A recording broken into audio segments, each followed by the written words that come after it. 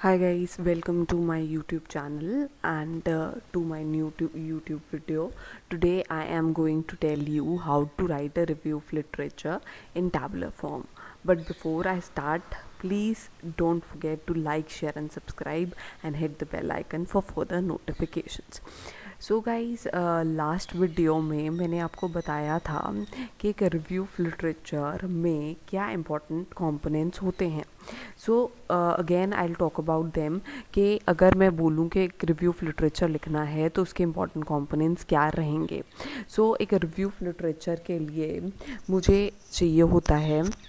So for writing a review of literature, जब मैं review of literature लिखने जाती हूँ तो आप मेरी पिछली वीडियो भी देख सकते हैं. मैंने बात करी है कि रिव्यू ऑफ लिटरेचर में पहली चीज़ आप क्या लिखते हो. रिव्यू ऑफ लिटरेचर में पहले आप ये चीज़ लिखते हो कि जो आपने स्टडी बोली है या जो आपने स्टडी मेंशन करी है वो उस स्टडी का ऑब्जेक्टिव क्या था. So what were the objectives of the study. ठीक है, उसने अपनी स्टडी में उस ऑथर ने क्या सैम्पल एंड क्या रिस्पोंडेंट्स लिए थे. ठीक है, मतलब कहाँ से लिए थे, how many respondents and where from. ठीक है, तो ये हम अपने रिव्यू में लिखते हैं. जो दूसरी चीज़ होती है. तीसरी चीज़ जो होती है हमारे रिव्यू में, हमने लिख दिया कि क्या ऑब्जेक्टिव था, क्या अचीव करना चाहा उस ऑथर ने जिसकी स्टडी हमने कोट की है, उसका सैम्पल और रिस्पोंडेंट्स क्या था, उसने रिसर्च मेथोडोलॉजी क्या यूज़ की, उसने रिसर्च टेक्निक क्या यूज़ की. सो उसने रिसर्च मेथोडोलॉजी में रिग्रेशन यूज़ किया, डिस्क्रिप्टिव स्टैटिस्टिक्स यूज़ किए. तो जो उसने मेथोडोलॉजी यूज़ की वो हम कोट कर देते हैं कि उसने मेथोडोलॉजी क्या कोट की थी. एंड फाइनली हम कहते हैं कि उसके रिज़ल्ट्स क्या आए थे, उसकी फाइंडिंग्स या उसके रिज़ल्ट्स क्या आए थे. और कभी कभी हम इसमें ये भी लिख देते हैं कि वो ऑथर जो है वो क्या रेकमेंड करता है या वो क्या सजेशंस देता है अपनी स्टडी के माध्यम से. तो वो क्या कहता है, क्या सजेशंस देता है in terms of the suggestions to the society और to particular segment. And recommendation वो क्या कहता है कि फर्दर स्टडीज़ किन किन टॉपिक्स पे हो सकती हैं. इसलिए रिव्यू ऑफ लिटरेचर पढ़ना ज़रूरी होता है कि हमें पता चले कि क्या काम हो चुका है और क्या काम हम कर सकते हैं फर्दर अपनी रिसर्च में. सो यही रिव्यू ऑफ लिटरेचर जो है, हम जैसे मैंने आपको पिछली वीडियो में दिखाया था कि एक आर्टिकल में अगर हम रिव्यू ऑफ लिटरेचर लिखते हैं तो हम इस फॉर्मेट में इस रिव्यू को लिख सकते हैं. For example, my topic is NPAs and I have written a review. So मैंने क्या किया है, एक ऑथर का नाम उठाया. एंड ये एटल क्यों यूज़ होता है ये भी मैं आपको अपनी नेक्स्ट वीडियो में बताऊंगी. और कब यूज़ होता है, when there are more than 2 authors, तो हम ये यूज़ करते हैं. और इसका मतलब क्या होता है वो will cover that in next video. So इसमें क्या है, इसने क्या किया, attempted to find out the factors of contributing towards NPAs, the magnitude and reasons for high NPAs in Indian banking sector. Objective हो गया रिसर्च मेथोडोलॉजी में इन्होंने 10 ईयर्स का डेटा लिया from Deccan Chronicle and descriptive statistics use किया और find out किया कि एनपीए की प्रॉब्लम सॉल्व हो सकती है अगर proper credit assessment and risk management mechanism हो. ये तो हो गया रिव्यू इन सिंपल फॉर्म जो हम लिखते हैं. अब इसी रिव्यू को अगर मैं टैबुलर फॉर्म में लिखना चाहूँ, एक टेबल फॉर्म में लिखना चाहूँ, तो कई जर्नल्स लाइक करते हैं ये चीज़ कि आपने रिव्यू टैबुलर फॉर्म में दिया है. तो मैं क्या करूँगी, जो मेरे इंपॉर्टेंट कंपोनेंट्स हैं उनका ही एक टेबल बना लूँगी.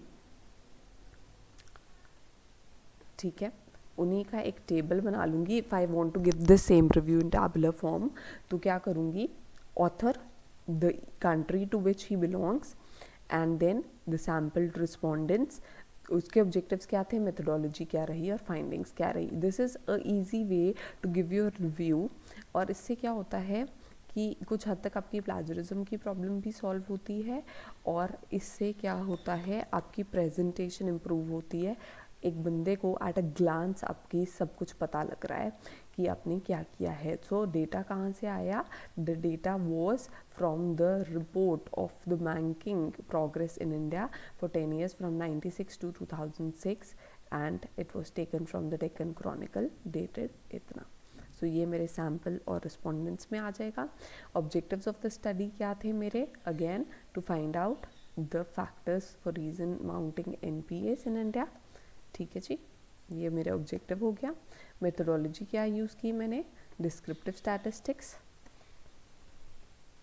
ओके, एंड उस ऑथर ने इसके बिसाइड्स क्या सजेशन दिए? तो ऑथर फाइंडिंग्स में उसने ये बोला कि प्रॉपर क्रेडिट मैकेनिज्म हो, रिस्क असेसमेंट मैकेनिज्म हो तो NPAs घट जाएंगे. तो ये मैंने दे दिया इसको टैबुलर फॉर्म में. So this is how I go in for a review of literature in tabular form. So इससे क्या होता है, आपको एक ग्लांस पे सब कुछ पता लग जाता है. It gives a good impression and this is another way of doing your review of literature in a easy and simple manner. एक और फटाफट बता देती हूँ. स्टडी एक और उठाई NPAs पे ही. ठीक है, सो अगर मैं ये कुमार से एक प्राइमरी स्टडी ले लेती हूँ. So this is from a questionnaire. Again banks की स्टडी है. सो अगेन मैंने ये स्टडी उठाई, फिर मैंने इसको डिस्क्रिप्टिव फॉर्म में किया हुआ था. मैं इसको टैबुलर फॉर्म में कर रही हूँ. तो मैं क्या करूँगी, मैं ऑथर का नाम डालूँगी in the column author. Author कहाँ से है मेरा? Because my studies are adhering to India. So मैं इसको लूँगी चेन्नई, इंडिया से लिया था उन्होंने डेटा. So it will be Chennai, India.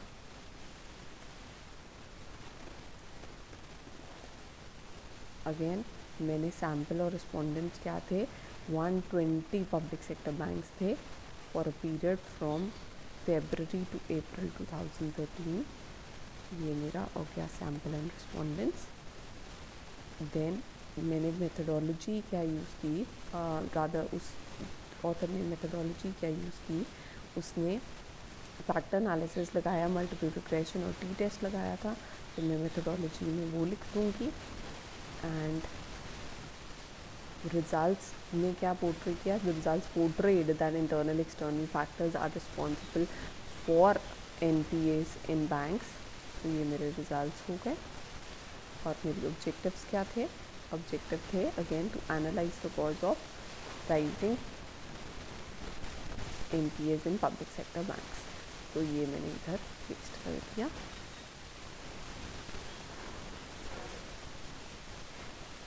And so this is a very nice way of giving a review of literature.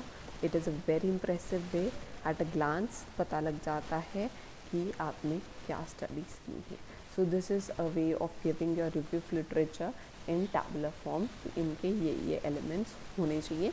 The author, the country, the sample, respondents, objective, methodology और findings क्या रही. So this is one way of giving a review of literature in tabular form. So I'll be coming up with more and more videos on how to make your research useful to others. So stay tuned and don't forget to like and subscribe the channel.